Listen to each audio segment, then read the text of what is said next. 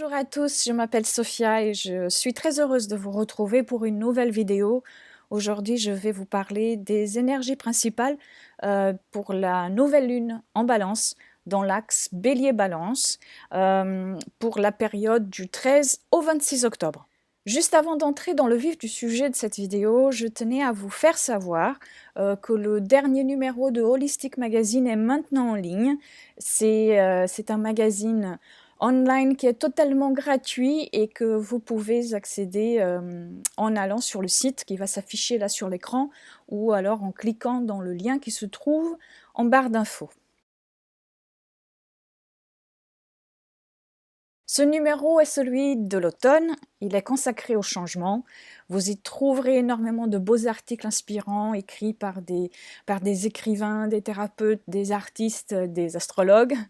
J'ai écrit un texte qui nous parle un peu de l'énergie uranienne du changement.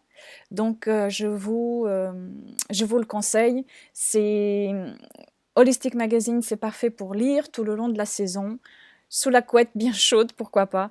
Et puis, si vous l'aimez, s'il vous plaît, partagez au plus grand nombre. Ce sera votre contribution à vous. Aidez au rayonnement du travail effectué avec amour et passion par des participants et bénévoles qui se donnent à fond à chaque saison. Donc, je vous remercie beaucoup. Maintenant, en ce qui concerne cette vidéo, donc ce nouveau cycle de lunaison débute avec la nouvelle lune le 13 à 19 degrés du signe de la Balance qui aura lieu à 2h06 du matin, heure de Paris. Donc cette nouvelle lune sera plus fortement ressentie par les signes cardinaux, fin du deuxième et début du troisième décan, Balance et Bélier tout d'abord, et puis Cancer et Capricorne, mais aussi bien sûr si vous avez des planètes personnelles entre 18 et 21 degrés de ces mêmes signes. Cette nouvelle lune dans le signe de la Balance dialogue tout d'abord avec la planète Uranus. C'est la planète de l'inattendu, planète des changements brusques, mais aussi de l'innovation, de la différence, de la révolution et des nouvelles technologies. C'est surtout la planète de l'éveil des consciences. Nous avons le Soleil et la Lune ensemble en opposition à cette énergie, à cet astre. Cette énergie se trouve dans l'axe Bélier-Balance, ce qui nous pousse à débattre pour arriver à un compromis, mais cela peut venir tout d'abord d'une réalisation soudaine ou d'un comportement rapide que l'on ne souhaitait pas voir et qu'aujourd'hui nous saute à la figure. Avec cette énergie, chacune des parties vont devoir faire un pas pour aller vers le milieu, vers la rencontre, vers la stabilisation. Et surtout dans cet axe, qui est celui qui représente moi et les autres. Alors qu'à la dernière pleine lune, la planète qui gouvernait cette lune-là était Mars. Cette fois-ci, nous sommes dans le territoire de Vénus. Mais d'une Vénus qui se trouve maintenant en Vierge.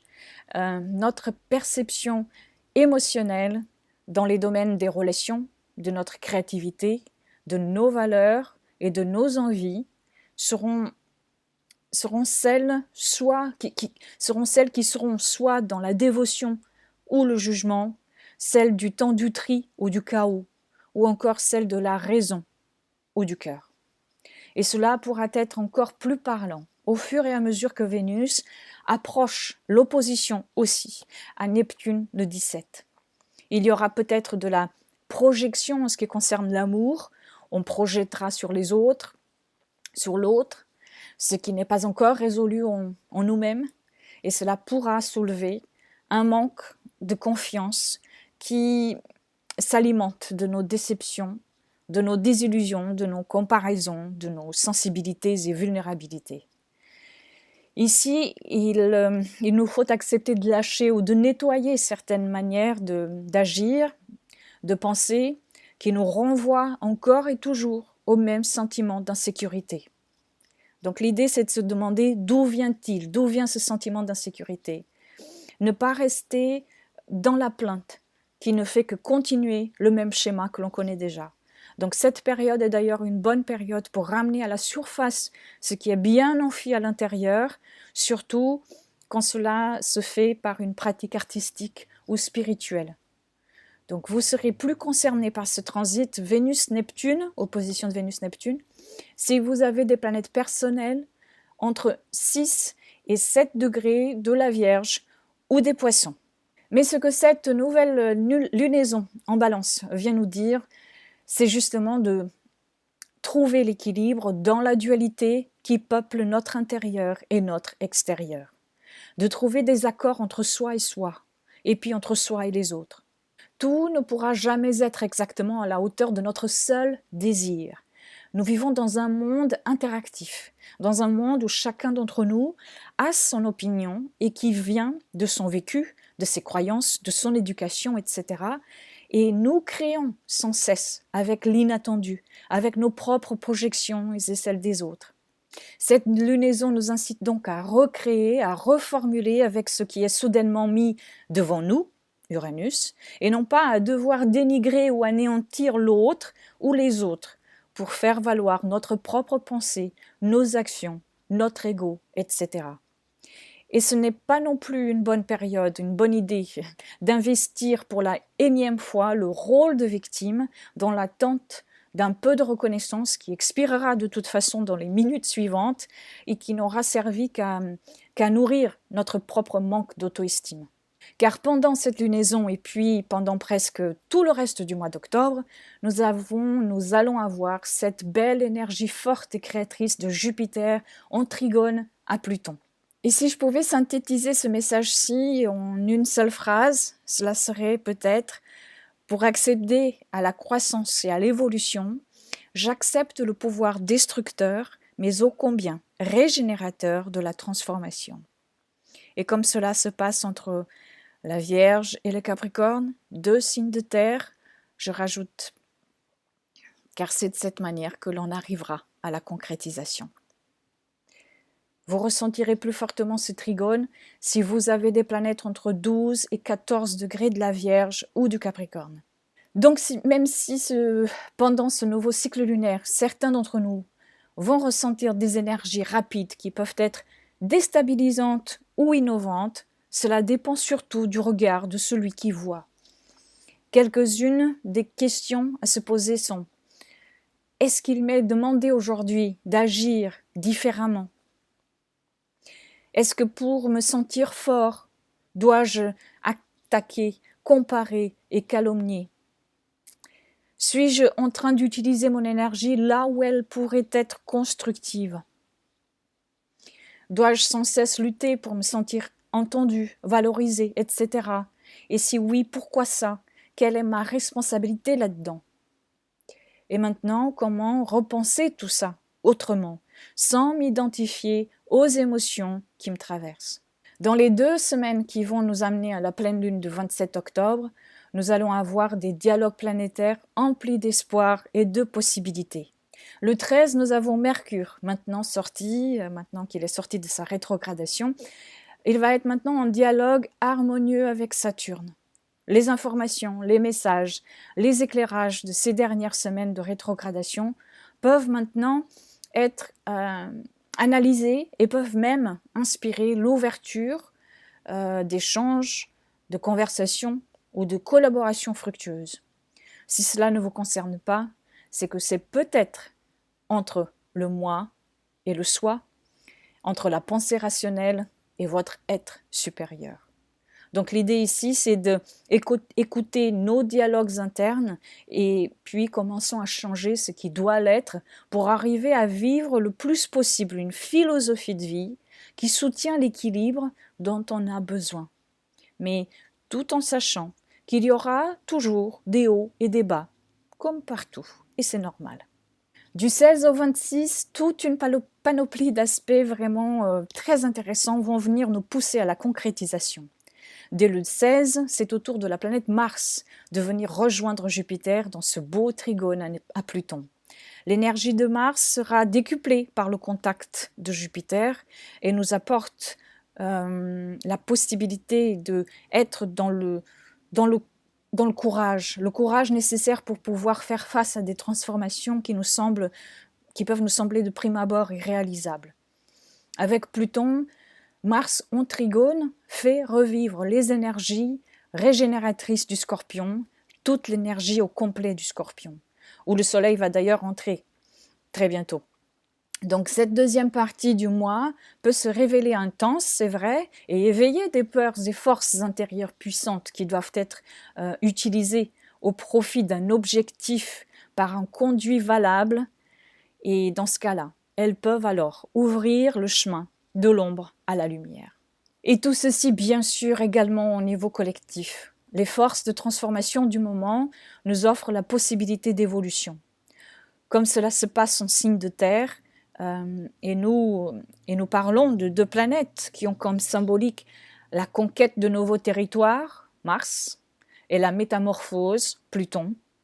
L'humanité se retrouve à devoir considérer les formes de pouvoir, la cruauté, le fanatisme, le matérialisme anéantissant, etc.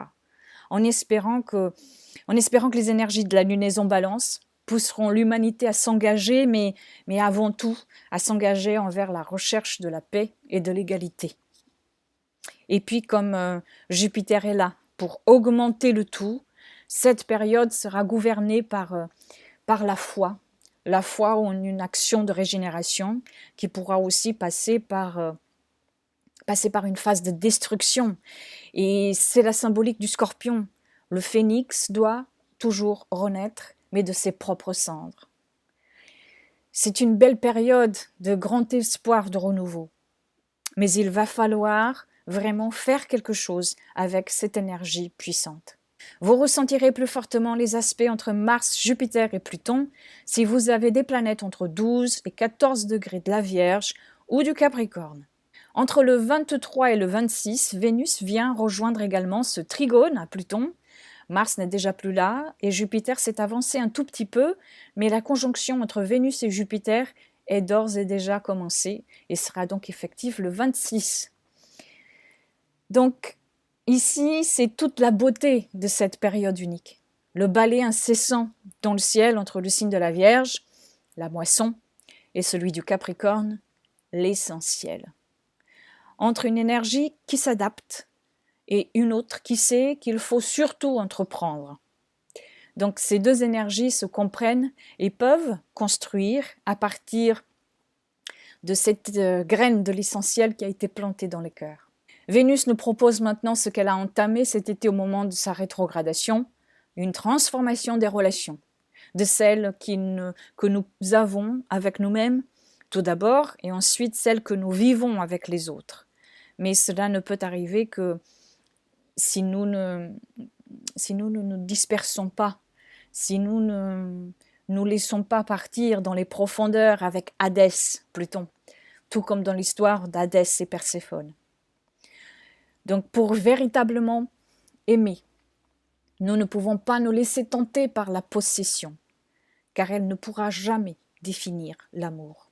En ce moment, il nous est donné la possibilité de renouveler nos valeurs, d'utiliser nos qualités et forces pour créer dans le pouvoir de l'amour pour soi, les autres, et pour toute la beauté qui peuple l'univers. Créer, non pas avec une fin contrôlable et connue en vue, mais surtout en ayant l'infinie confiance que les épreuves qui nous ont poussés devant les bouleversements que certains d'entre nous vivent maintenant n'est que passagère, comme l'est tout dans la vie. Rien n'est linéaire. Notre parcours est circulaire, et ces épreuves nous ont amenés quelque part. Maintenant, il faut voir ce que nous pouvons faire avec elles. Vénus en conjonction à Jupiter, c'est le cadeau de la joie. L'ombre ici serait de se tromper de paradis. Paradis intérieur ou extérieur, artificiel ou authentique. Quand ces deux planètes dialoguent de si près, et surtout quand elles envoient ce message harmonieux, quand elles sont dans ce dialogue harmonieux avec Pluton, elles sont beaucoup moins légères. La profondeur de la recherche de la joie par la croissance, la connaissance, l'amour, le véritable amour et la conscientisation sont présentes et amènent souvent à la réalisation ou alors à la transmutation dans un domaine de nos vies, au travers l'art, les recherches philosophiques ou psychologiques, l'amour, l'ouverture à la tolérance, tout simplement. Cette deuxième partie du mois nous invite donc à l'émerveillement qui vient, quand nous laissons notre part d'ombre sortir un peu plus de la pénombre. Vous ressentirez plus fortement les aspects Vénus, Jupiter et Pluton si vous avez des planètes personnelles entre 12 et 15 degrés de la Vierge ou du Capricorne. Pendant ce temps-là, Mercure contacte lui aussi Pluton pour la 3e fois depuis septembre. Première fois, c'était le 10 septembre, la 2e fois, c'était le 24 septembre, et maintenant, ce sera pour la dernière fois le 23 octobre. Donc, le dialogue entre l'air et la terre. Un dialogue qui a pu lever peut-être parfois un mini-ouragan au niveau personnel ou alors au niveau collectif. Le pouvoir a accepté très peu la diplomatie et a préféré montrer de quoi il était capable plutôt. Donc la discussion arrive maintenant à la fin et peut-être que des choses enfuies et qui n'ont pas été encore dites devront revenir à la surface ou venir à la surface pour ne garder que ce qui est vital à l'harmonie. Vous ressentirez ceci plus fortement si vous avez des planètes personnelles entre 12 et 13 degrés de la Balance ou du Capricorne. Le Soleil entre le 23 dans le signe du Scorpion et nous voici dans le territoire profond de Pluton. La lumière est faible et il faut avancer au ressenti, à l'instinct. Pendant le mois à venir et comme tous les ans, le Soleil, notre conscience, nous permettra d'entrer et d'illuminer ce territoire-là, qui est le territoire de nos ombres, d'explorer ce qui est endormi, de ramener à la vie ce qui peut nous sauver de nous-mêmes et d'éliminer ou de transformer ce qui est en train de nous stagner. Et pour terminer cette période intense et ô combien riche, nous allons avoir Mercure et Uranus en opposition le 26, juste avant la pleine lune. Ces deux planètes partagent beaucoup de choses. Uranus, c'est l'octave supérieure de Mercure. Et le monde de l'intellect et de l'air, c'est leur royaume. Cette opposition pourra nous mettre face à une conversation, une idée, une toute autre forme d'expression de l'intellect qui nous surprend, peut-être, et que certains d'entre nous auront du mal à contacter, tandis que d'autres vivront plutôt la lumière de cet aspect qui est celle de la possibilité de révélation ou de libération qu'elle porte en elle quand nous sommes dans l'ouverture. Surtout en ce qui concerne les thématiques relationnelles, de négociation, de polarité, d'information ou d'ouverture d'esprit. Vous serez plus concerné par cet aspect si vous avez des planètes entre 17 et 18 degrés des signes cardinaux, Bélier et Balance surtout, et puis Capricorne et Cancer. Pour cette lunaison dans le signe de la Balance, je vous propose dans les essences florales du Dr Bach d'utiliser Gnavel ou Scléranthus dans son nom d'origine. Ceci si vous sentez que l'impossibilité de faire un choix se présente à vous, ou que vos humeurs changent rapidement, ou encore que l'équilibre est difficile à faire entre l'intérieur et l'extérieur. Cette plante pourra vous aider à retrouver harmonie entre le mental et l'émotionnel et à vous aider à décider en conscience. Je vous remercie pour votre fidélité, je vous embrasse et je vous dis à très bientôt. Au revoir.